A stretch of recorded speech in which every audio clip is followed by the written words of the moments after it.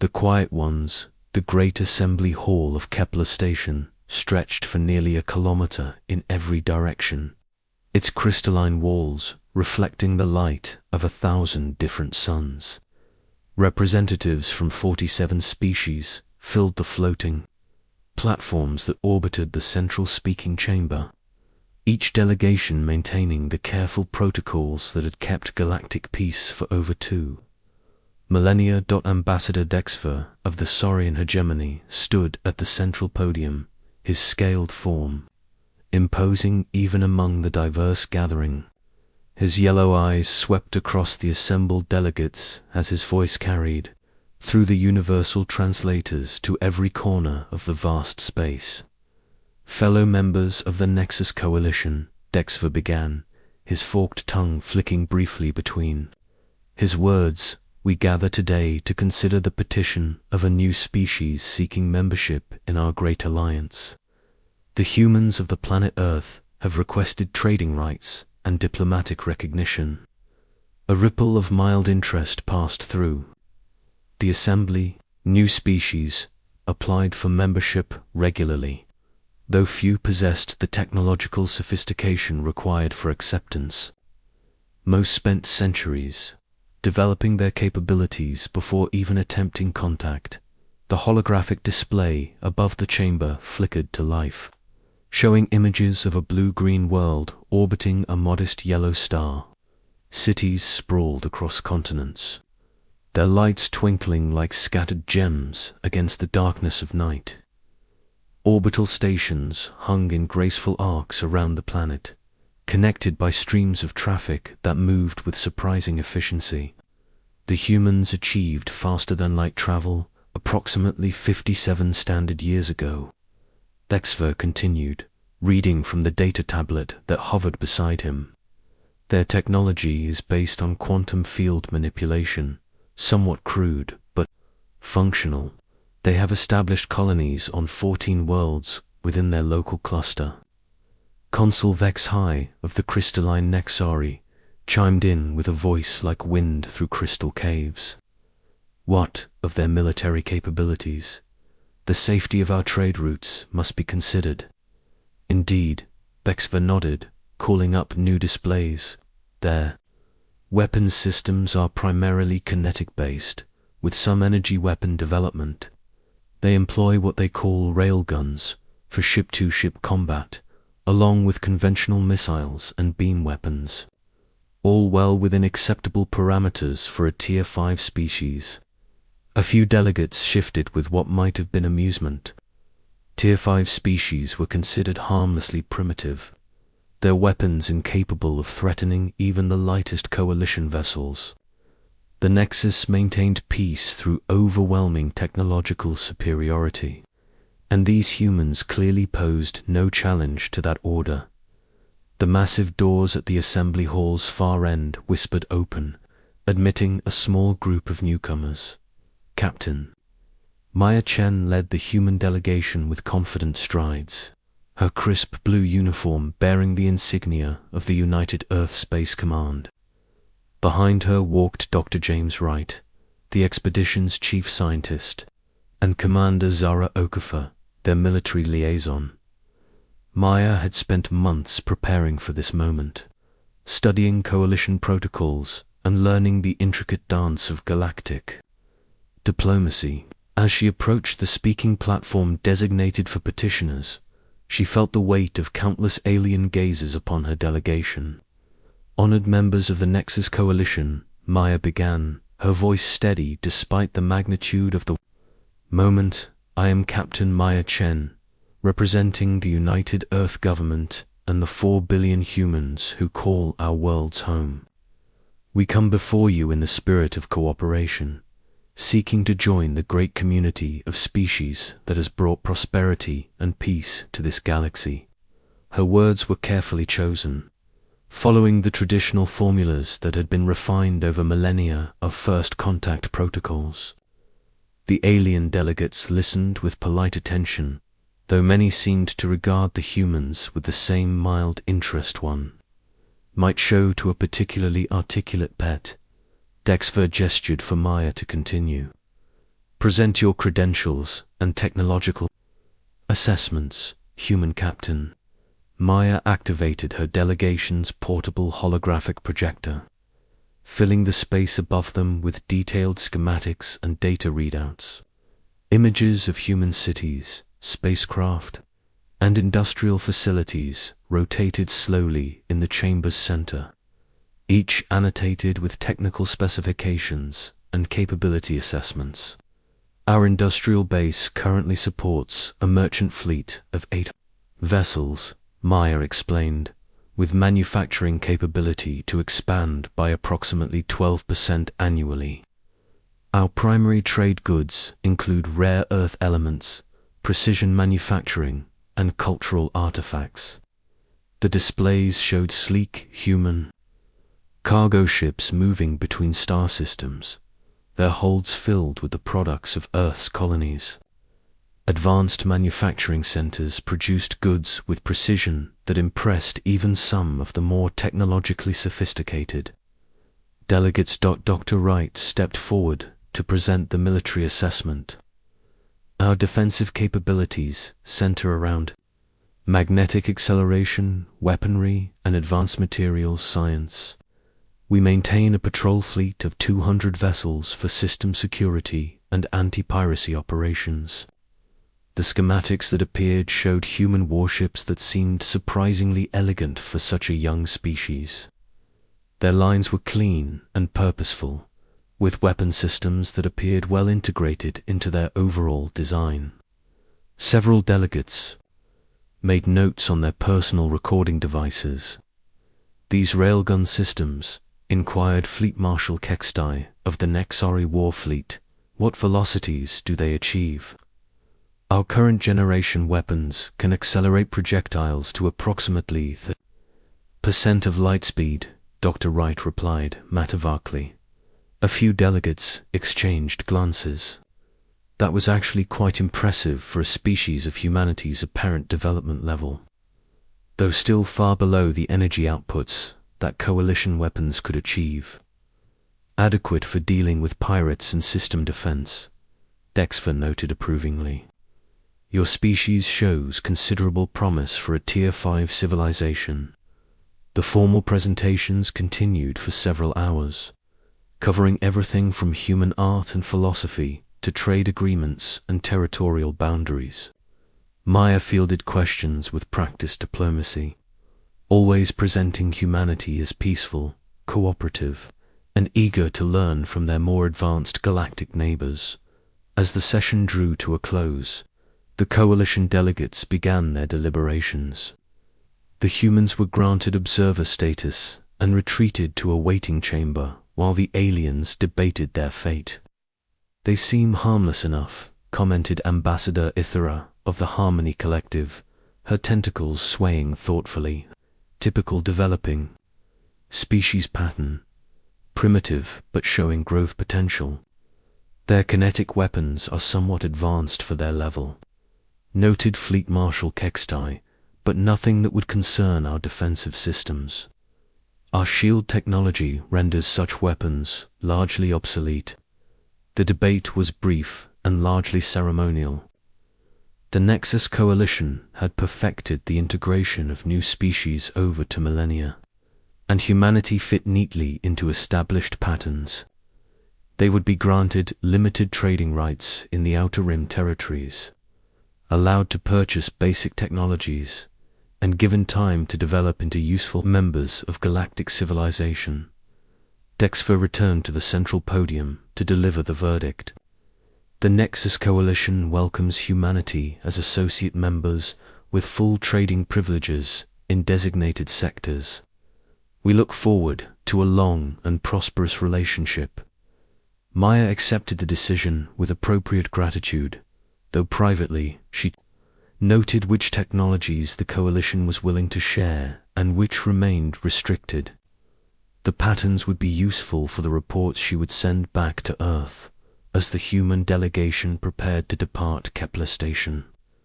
Dr. Wright found himself alone with Commander Okafor in one of the station's observation lounges. Through the transparent aluminum windows, They could see human merchant vessels already preparing to load the first shipments of coalition goods. They have no idea, do they? Okafor said quietly, watching an alien cargo ship maneuver alongside a human transport. Wright shook his head, a slight smile playing at the corners of his mouth. They see what we want them to see. A peaceful species with modest capabilities, eager to trade and learn. The industrial surveys, Okafor asked. Carefully edited, Wright confirmed. They know about our civilian manufacturing and the colonies we've allowed them to detect.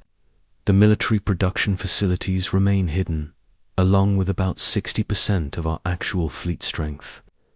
Through the observation window, they could see more human ships arriving at the station. 2 alien observers, they appeared to be merchants. And explorers, exactly what one would expect from a newly spacefaring species. None of the coalition delegates suspected that each vessel carried military-grade sensors, mapping every defensive installation and cataloging every weakness in the station's design. How long do you think we have? Okafor wondered. Wright considered the question carefully. Months, perhaps a year. Our intelligence networks will need time to fully assess their capabilities, and our manufacturing base will need to complete the current expansion phase. But once the galaxy sees what we're really capable of... He left the sentence unfinished. Both officers understood the implications.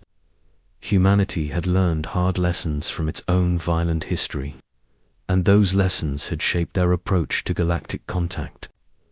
The Coalition maintained peace through strength, but they had never encountered a species that understood strength the way humans did. Back on Earth, the first reports from the Kepler station mission were already being analyzed by the War Council. Admiral Sarah Cross stood in the Pentagon's Situation Room, studying holographic displays that showed coalition fleet dispositions and defensive capabilities throughout the galaxy. Their weapons are impressive, she admitted to the assembled generals and admirals, but they're designed for fighting other energy-based systems. Their shields can absorb tremendous amounts of directed energy, but their underlying assumptions about warfare are completely different from ours. The displays showed coalition battle fleets in action, their elegant ships exchanging spectacular beams of coherent energy while maneuvering at speeds that would have been impossible for human vessels.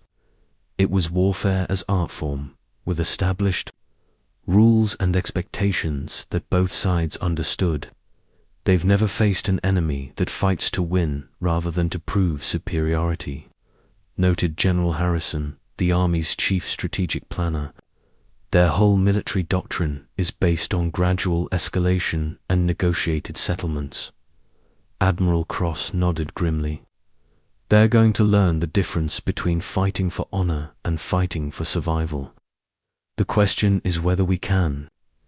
Be ready when that education begins. Deep beneath the Martian surface, the manufacturing complexes that the Coalition knew nothing about continued their work. Automated factories had been running at full capacity for decades, producing weapons and ships according to specifications that pushed the boundaries of human engineering. The railgun systems that Dr. Wright had described to the Coalition were already 3 generations obsolete, replaced by weapons that could achieve velocities approaching 90% of light speed. The humans had learnt to be quiet, to appear harmless, while building the strength necessary to survive in a galaxy where the strong determined the fate of the weak. They had studied the Coalition for years through careful observation and intercepted communications, learning everything they could about alien technology and military doctrine. Soon, the galaxy would discover that humanity's greatest weapon was not their railguns or their industrial capacity. It was their willingness to do whatever was necessary to protect their species and their way of life. The Coalition had made the mistake of judging humans by the standards of other species, not understanding that humanity had been forged in the fires of total war. The quiet phase was almost over. When it ended, the galaxy would never be the same. The Thunder Awakens. The merchant convoy, U.S. Prosperity, moved through the Kepler Nebula at standard commercial velocity. Its sensor arrays painting the surrounding space with active scans that revealed nothing more threatening than cosmic dust and stellar debris. Captain Lisa Park maintained her position on the bridge of the escort vessel U.S. Guardian, watching the routine displays with the calm attention of an officer who had run this route dozens of times before. 3 months had passed since humanity's acceptance into the Nexus Coalition, and trade had flourished beyond even the most optimistic projections. Human goods commanded premium prices in Coalition markets, while alien technologies were transforming life on Earth's colonies. The arrangement seemed to benefit everyone involved. Contact bearing 27 Mark IV, announced Lieutenant Torres. From the sensor station, large vessel, unknown configuration. Captain Park straightened in her command chair. Unknown vessels in this region usually meant pirates, and the Kepler Nebula's dense particle fields provided excellent cover for raiders. Classification. Working on it, Captain. Torres's fingers danced across his console as the Guardian's sophisticated sensors probed the approaching ship. Holy hell, ... Captain, that thing is huge. Mass readings suggest it's at least 3 kilometers long. The main display flickered to life, showing a vessel unlike anything in the Coalition databases. Its hull was covered in angular armor plating that absorbed sensor waves, making detailed scans nearly impossible. Weapon ports dotted its surface like malevolent eyes, and the energy readings emanating from its core suggested power generation. Capabilities that dwarfed most Coalition battleships. Pirates don't usually run ships that size, Park muttered, studying the tactical display. Get me a connection to the Prosperity. Captain Rodriguez's face appeared on the communication screen. Moments later, we're seeing it too, Lisa. Any ideas what we're dealing with? Before Park could answer, the unknown vessel transmitted on standard Coalition frequencies. The voice that emerged from the speakers was translated from some guttural alien language that the universal translator struggled to process. Human vessels, you will halt immediately and prepare to be boarded. Your cargo and ships are now the property of War Chief Grendak of the Iron Fang Legion. Resistance will result in your destruction. Park felt her blood run cold. She had heard of the Iron Fang Legion during her briefings at Coalition Command. They were raiders from the galaxy's outer rim, using stolen and salvaged technology to prey on merchant shipping. Their leader, Grendak, was rumored to be a former Coalition fleet officer who had turned to piracy after being dishonorably discharged. This is Captain Park of the U.S. Guardian, she replied, keeping her voice steady. We are legitimate merchants operating under Coalition trade agreements. You have no authority to detain us. Grendak's response came with what sounded like laughter. Authority comes from strength, little human. Your species is new to this galaxy, so perhaps you do not understand how things work in the outer territories. We take what we want, and you cannot stop us. The massive pirate vessel began moving closer, its weapons systems coming online with readings that made the Guardian's threat assessment systems scream warnings. Park had trained for this scenario, but facing the reality of combat against such an overwhelming opponent made her stomach clench with fear. Captain, Lieutenant Torres called out urgently, I'm reading multiple weapon systems on that ship. Energy cannons that could core a planet, missile batteries that could level a city. Our shields won't last 10 seconds against that firepower. Park studied the tactical situation, her mind racing through options that all seemed to lead to the same conclusion. The Guardian was outgunned by orders of magnitude, and the Prosperity was a sitting duck. In a few minutes, both ships would be nothing but debris floating in the nebula, unless she used the weapons that officially didn't exist. "Torres, bring the main gun online," Park ordered quietly. The lieutenant's hands hesitated over his console. "Captain, are you sure? Once we fire that thing, ... The galaxy will know what we're really capable of," Park finished.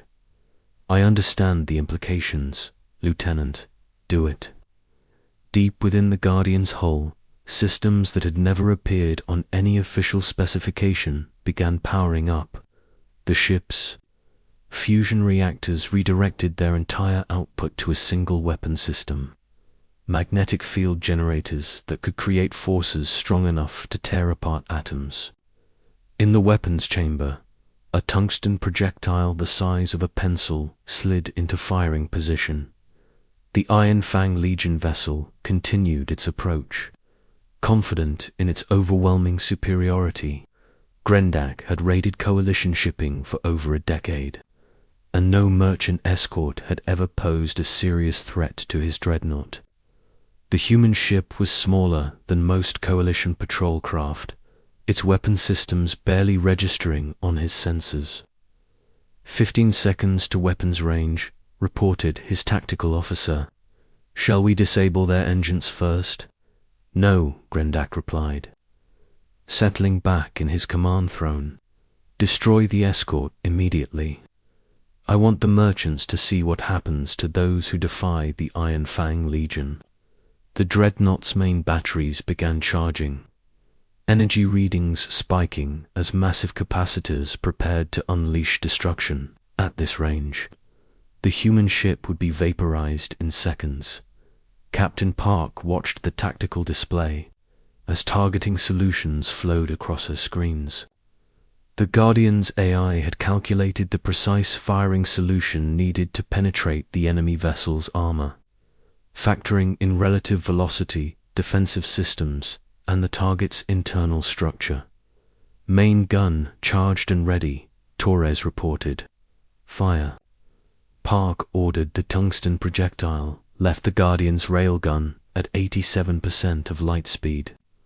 At that velocity, it crossed the distance between ships in less than a heartbeat, giving Grendak no time to react, no opportunity to raise additional shields, no chance to evade.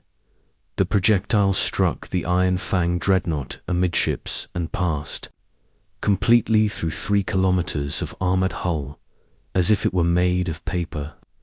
The kinetic energy release was equivalent to a small nuclear weapon, but concentrated into a space smaller than a pinhead. Bulkheads designed to withstand direct hits from antimatter warheads simply ceased to exist. For a moment, nothing seemed to happen. The massive pirate vessel continued on its course, its weapons still charging, its crew still preparing for easy victory. Then physics took over. The projectile's passage had created a wound through the ship's core that compromised every major system simultaneously. Reactor containment failed, releasing energies that turned the vessel's interior into a brief star.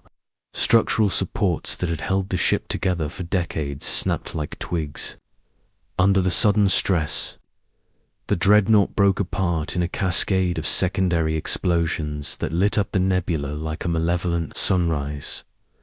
Captain Park stared at the tactical display in stunned silence, where moments before a 3-kilometer warship had threatened her. Convoy, now only expanding clouds of debris, remained. The Guardian's sensors detected no life signs, no escape pods, no survivors. "My God," whispered Lieutenant Torres, "we actually did it." The implications of what had just happened began to sink in.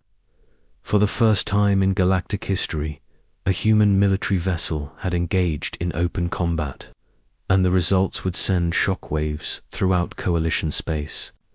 Every major power would want to understand how a small escort ship had destroyed a dreadnought that should have been invulnerable to anything in its weapon arsenal.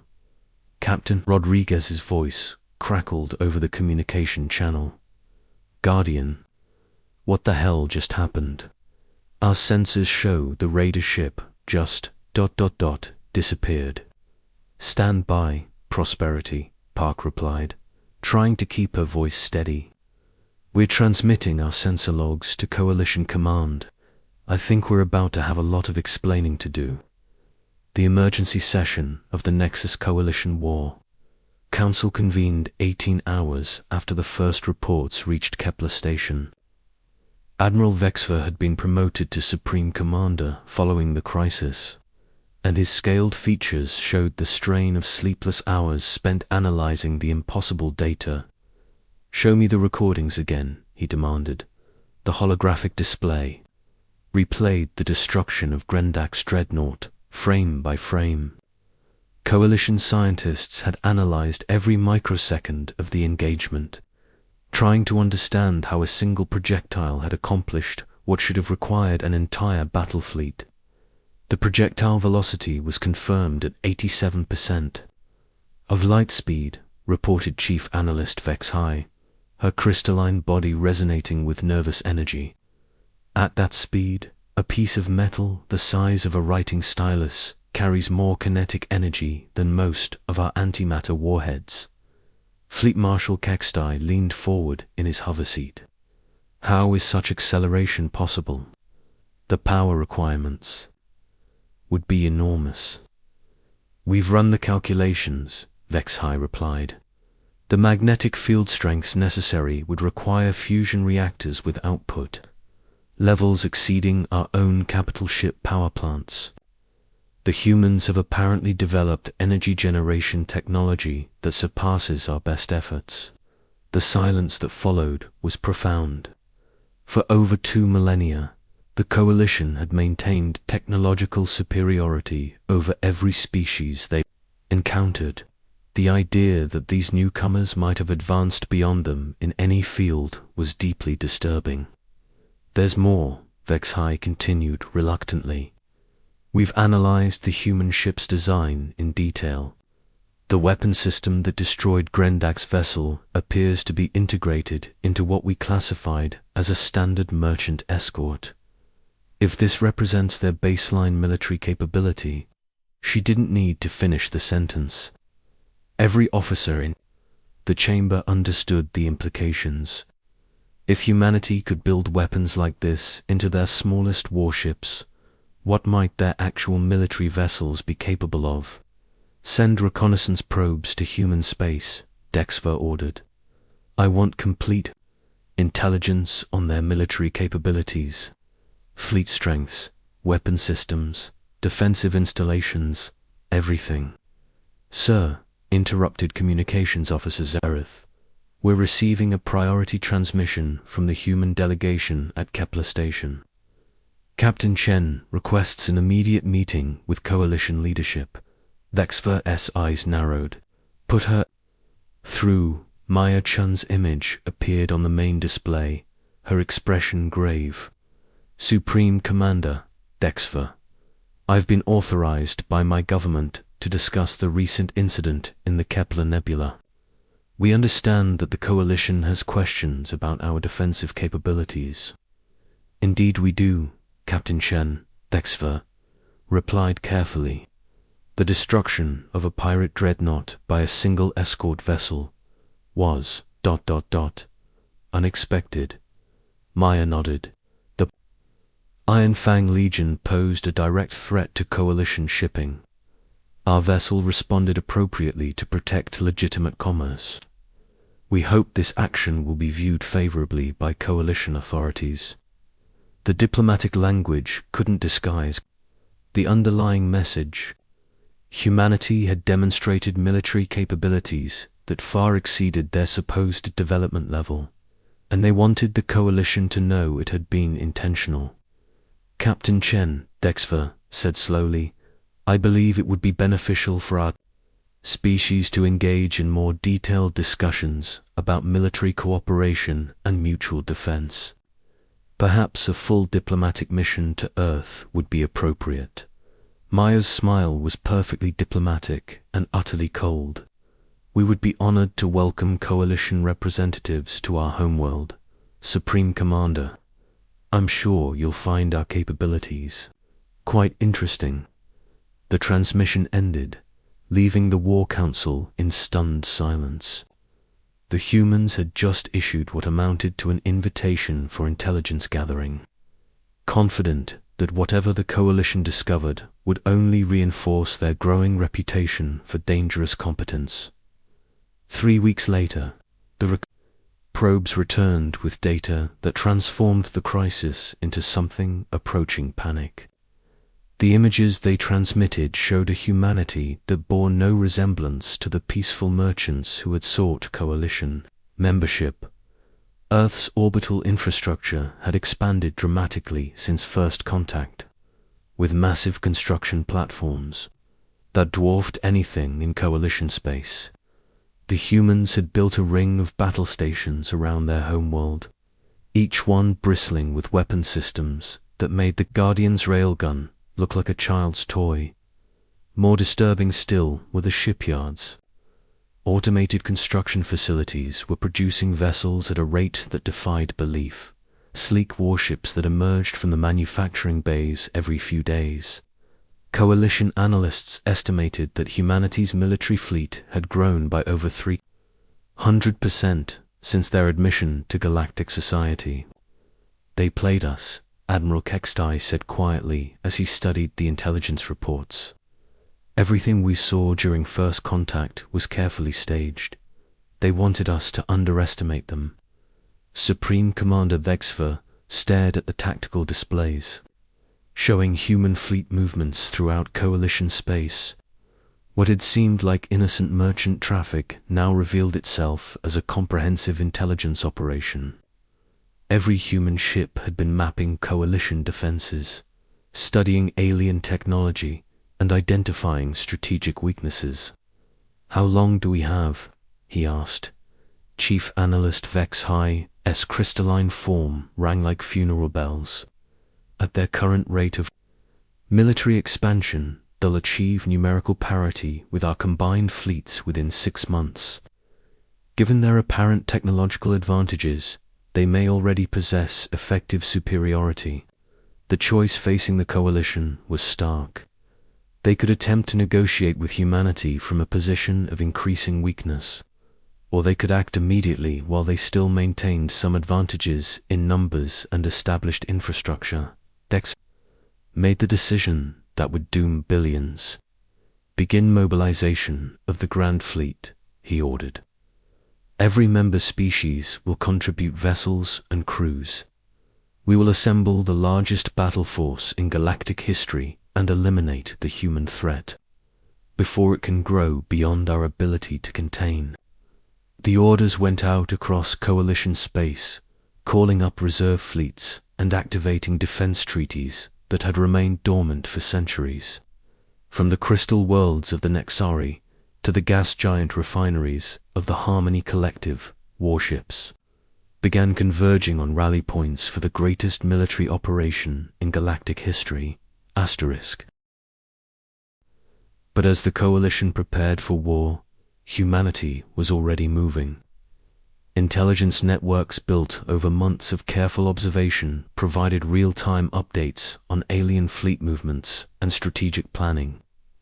The humans had anticipated this response, had perhaps even engineered it through their demonstration of power in the Kepler Nebula. President Alina Vasquez stood in the Situation Room beneath Geneva, watching as tactical displays showed the coalition's massive fleet taking shape. Admiral Sarah Cross stood beside her, studying the enemy formations with the calm attention of a professional warrior. 2,000 ships, Cross noted. Every major fleet in the galaxy, all focused on Earth. They're betting everything on one decisive engagement. And we're ready for them, Vasquez asked. Cross's smile was sharp as a blade. Madam President, we've been ready for this war since the day we learned we weren't alone in the universe. The Coalition is about to discover what happens when you threaten humanity's survival. The Grand Fleet emerged from hyperspace at the edge of the Sol system in a formation that stretched across millions of kilometers. 2,000 warships representing 47 species.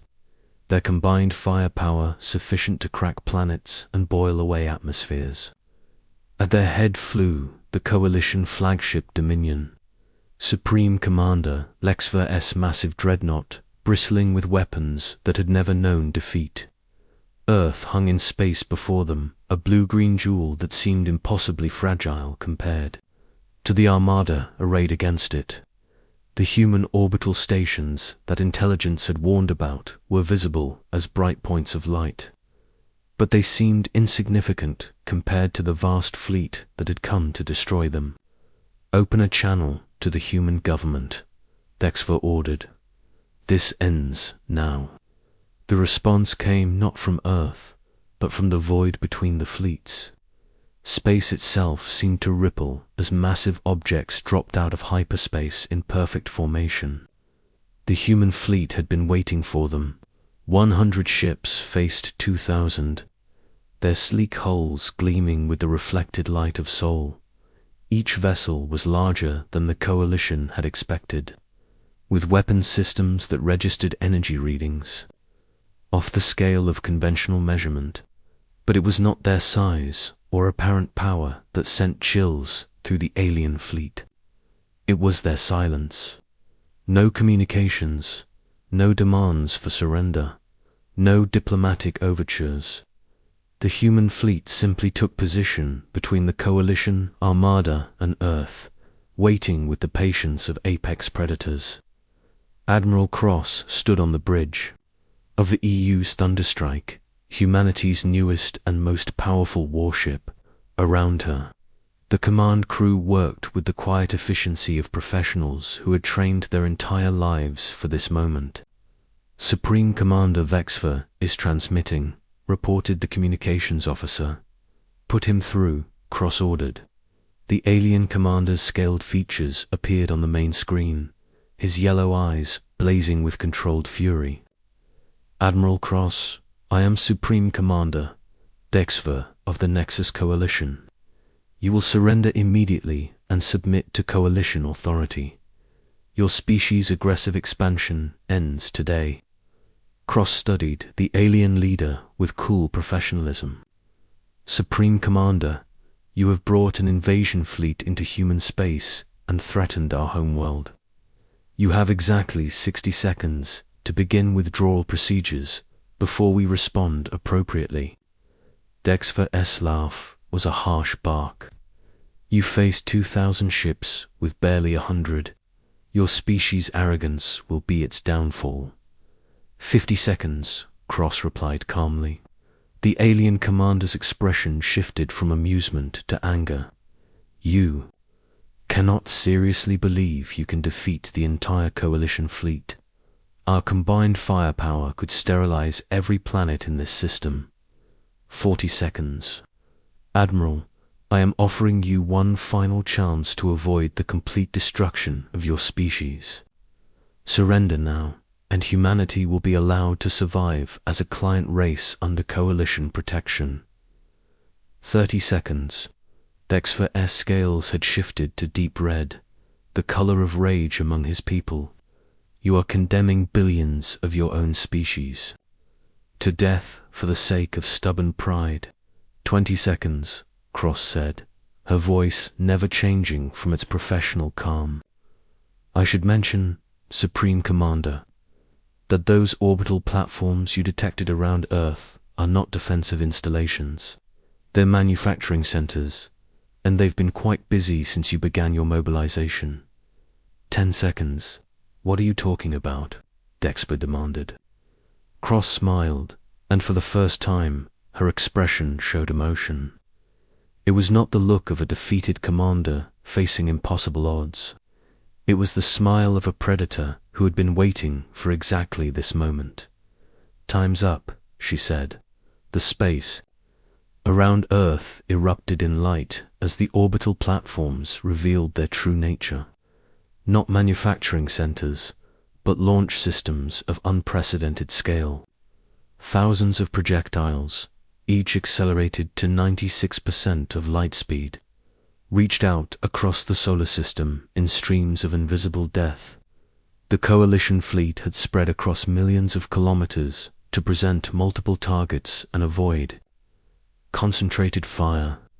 It was a formation that had served them well in previous conflicts, allowing their superior numbers to overwhelm smaller opponents through coordinated attacks. Against human railgun technology, it was a death trap. The tungsten projectiles crossed the distance between Earth and the coalition fleet in seconds, each one carrying the kinetic energy of a stellar collision compressed into a space smaller than a human fist. They struck alien shields that had never been designed to handle pure kinetic energy at relativistic speeds. The shields failed instantly. What followed was not a battle in any conventional sense. It was an execution carried out with the precision of humanity's finest engineering and the cold efficiency of a species that understood war as a tool for survival rather than a test of honor. One by one, the ships of the Grand Fleet simply ceased to exist. Mighty dreadnoughts that had patrolled the galaxy for centuries were reduced to expanding clouds of superheated plasma. Elegant cruisers became debris fields spreading across millions of kilometers. The greatest military force in galactic history was systematically dismantled by an enemy they had never truly understood.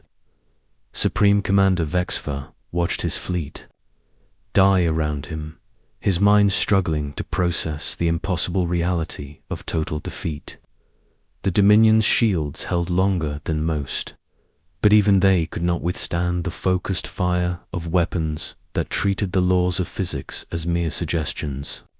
His final transmission reached Earth just before his flagship joined the expanding graveyard that had once been the pride of 47 species. "We never meant, we only wanted to preserve the peace." The Dominion's destruction lit up the solar system like a newborn star, the last exclamation point in humanity's definitive statement to the galaxy. Admiral Cross stood in the sudden silence of her bridge, watching as the tactical displays showed the complete annihilation of the coalition fleet. 2,000 ships had challenged humanity's right to exist. 2,000 ships had been proven wrong, ma'am, reported the communications officer. "We're receiving surrender requests from 17 coalition member species. They're requesting immediate ceasefire negotiations." Cross nodded slowly. The galaxy had learned what happened when you threatened humanity. Now it was time to build a new peace, one based on respect rather than condescension. "Accept their surrenders," she ordered, "and send a message to all coalition worlds. Humanity is willing to discuss the terms of a new galactic order, one where peace is maintained through mutual respect rather than assumed superiority." The age of coalition dominance was over. The age of humanity had begun. And across the galaxy, species that had dismissed humans as primitive newcomers began to understand a fundamental truth about the quiet species from the small blue world. When silence breaks, thunder follows. Asterisk.